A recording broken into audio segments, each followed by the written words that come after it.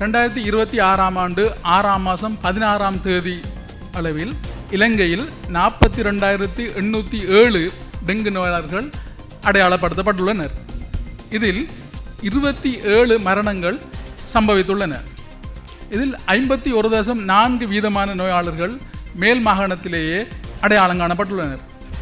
இது இவ்வருடத்தில் டெங்கு நோய் கூடுதலாக பரவிக்கொண்டு செல்வதை எடுத்து காட்டுகின்றது. இதனை எதிர்கொள்ளும் முகமாக சுகாதார அமைச்சானது பல நிறுவனங்களுடன் ஒன்றிணைந்து பொதுமக்களின் ஹெல்த் சீக்கிங் பிஹேவியர்ஸை அதிகரிக்கும் முகமாக பல்வேறு தகவல்களை வெளியிட்டுள்ளது. மேலும் டெங்கு ஒழிப்பு வாரத்தினையும் பிரகடனப்படுத்தியுள்ளது. இதில் முக்கியமான செய்தியாக ஒருவருக்கு 2 நாட்களுக்கு மேல் காய்ச்சல், அதனுடன் கூடிய தலைவலி, உடல் வலி, வாந்தி, வயிற்று வலி போன்றவை காணப்படின் அது டெங்கு நோயாக இருக்கலாம் என்று சந்தேகித்து அதன் பேரில் வைத்தியரின் ஆலோசனையை பெறுவது மிக முக்கியமானதாக அறிவிக்கப்படுகின்றது. மேலும் இவ்வாறான சந்தர்ப்பங்களில் பாராசிட்டமோல் வில்லைகளை மாத்திரமே பயன்படுத்துவது சிறந்ததாகவும் கூறப்பட்டுள்ளது. மேலும் ஒருவருக்கு காய்ச்சலானது சுகமடைந்த பின்னர் தொடர்ச்சியான வாந்தி அல்லது வயிற்று வலி போன்றவை காணப்படின் அது டெங்கு இரத்த கசிவு நோய்க்கான அறிகுறிகளாக இருக்கலாம். இவ்வாறான ஒரு நோயாளிக்கு 6 மணித்தியாலங்களுக்கு மேல் சிறுநீர் கழிக்காமல் காணப்படில் அதுவும் ஒரு மிக முக்கியமான ஒரு நோய் அறிகுறியாக காணப்படும். ஆகவே இவ்வாறான நோயாளிகள் தாமதிக்காது மருத்துவரின் ஆலோசனையை பெறுவது முக்கியமானதாகும்.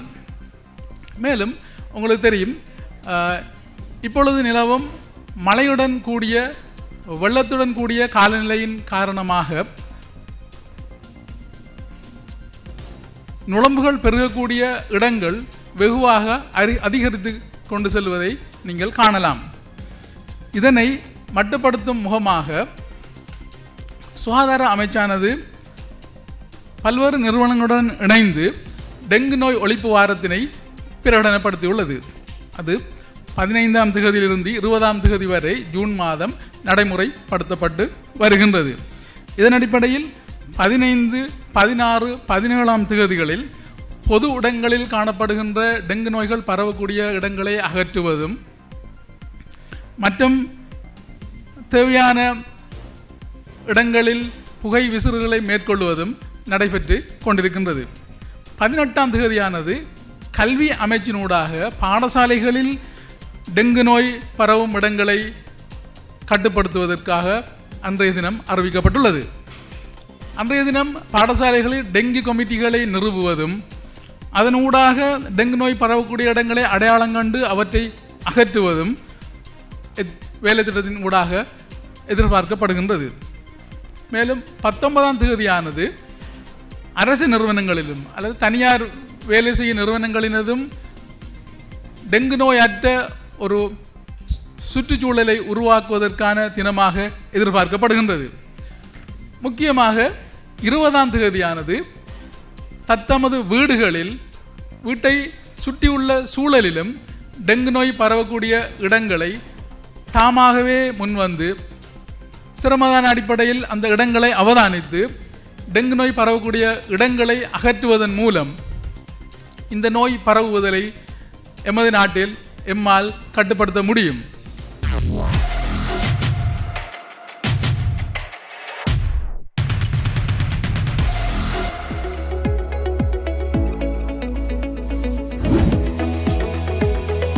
உங்கள் ஸ்டைலுக்கு நேரம் சேர்க்கும் சரியான இடம் டைம் டெல்லர்.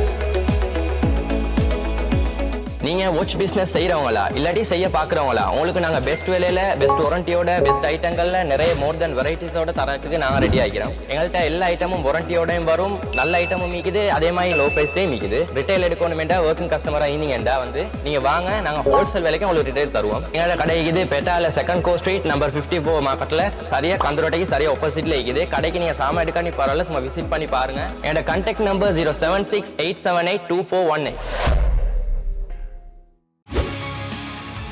செய்திகளை உடனுக்குடன் தெரிந்து கொள்ள உடனே சப்ஸ்கிரைப் பண்ணுங்க.